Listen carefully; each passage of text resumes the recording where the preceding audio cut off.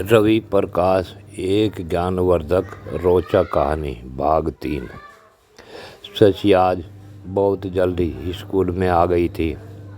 वह रवि प्रकाश से कुछ बातें करना चाहती थी, परंतु रवि उसे कहीं दिखाई नहीं दे रहा था।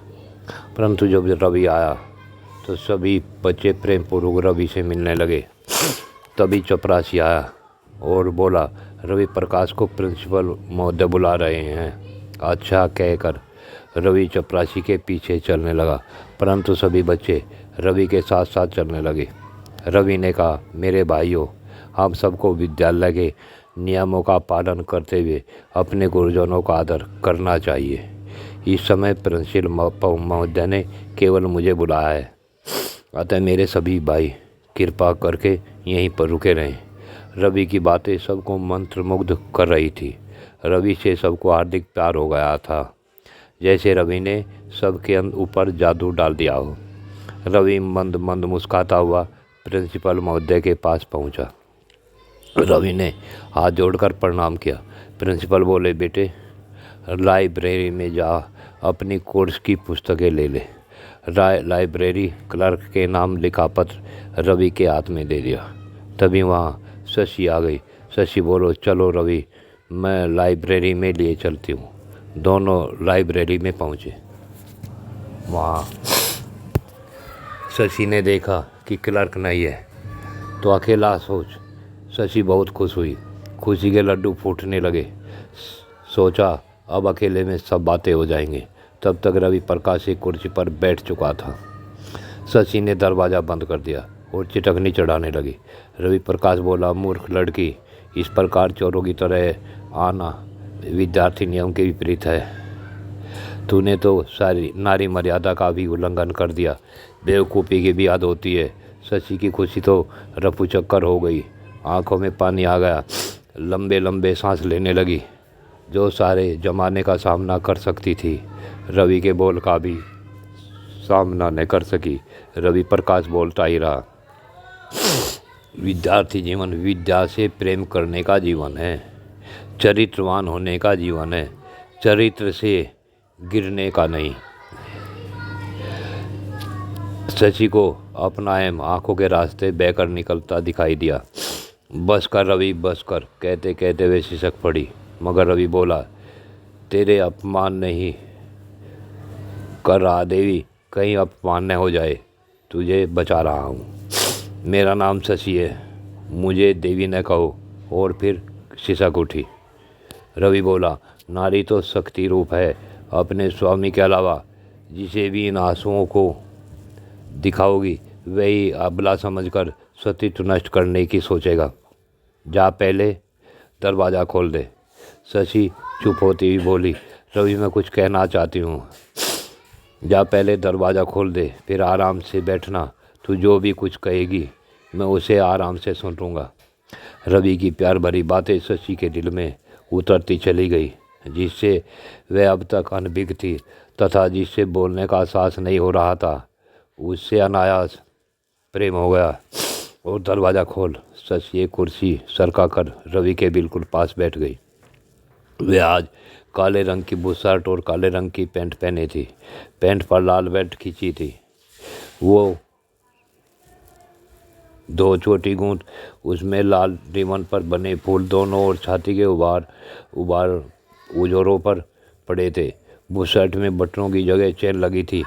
कानों में सुंदर सोने की बालियां लटक रही थी। पैरों में काले सैंडल थे। वह तो आज रवि को अपनी ओर आकर्षित करने के लिए गोरे रंग पर काला सूट पहन कर आई थी।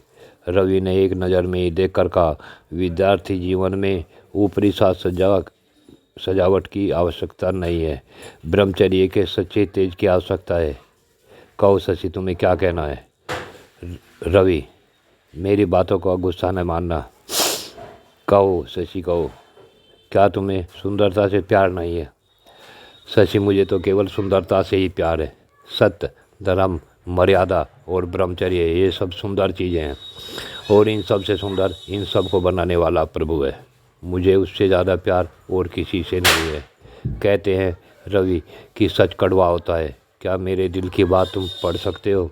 शशि, सत्य केवल पापियों को कड़वा लगता है, लेकिन सत्य तो अमृत है जिसका देवता भी पान करते हैं। सत्य रूपी अमृत का पान करने वाले कभी क्रोध नहीं करते। सत्य कहने सुनने में कभी हिचकिचाहट नहीं होनी चाहिए। सुन शशि, तुम्हारे दिल में पाप समाया है, तुम्हारे अंदर सुंदरता का अभिमान है और अमीरी का नशा तुम्हारी आंखों में है, और ये सब विद्यार्थी जीवन के विपरीत है। हम यहाँ सब बराबर हैं, न कोई अमीर है न कोई गरीब। सुंदरता भगवान की देन है, इसका अभिमान पागलपन है। रवि आगे कहते कहते शशि झिझकी और फिर बोली, रवि मैं तुम्हें। अकला क्यों गई शशि? जो सच कहते अकला जाता है उसका मन पाप से भरा है, वह पक्के दिल का नहीं होता, उसका मन काबू के बाहर हो जाता है। मैं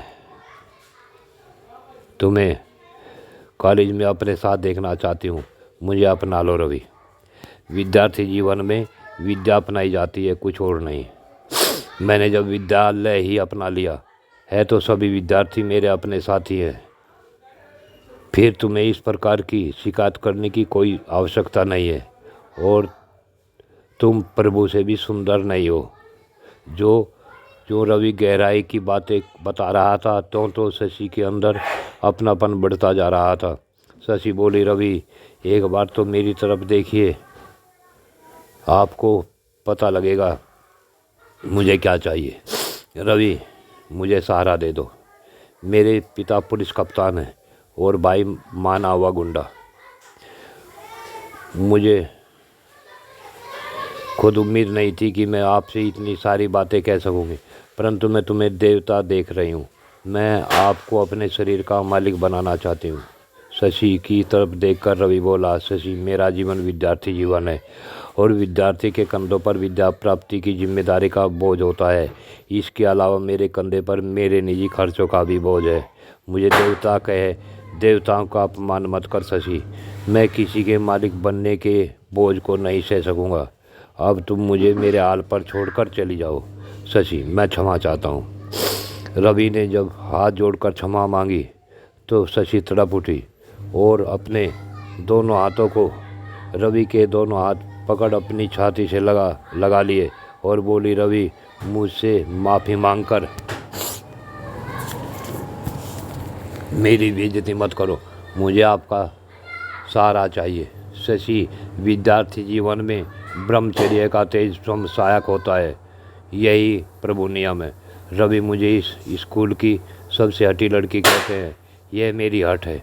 अगर तुमने मेरी बातों को नहीं माना तो मेरे भाई की गोली तुम्हें मरने पर मजबूर कर देगी। यह कहकर शशि उठी और बड़ी तेज़ी से दरवाज़ा बंद कर चली गई।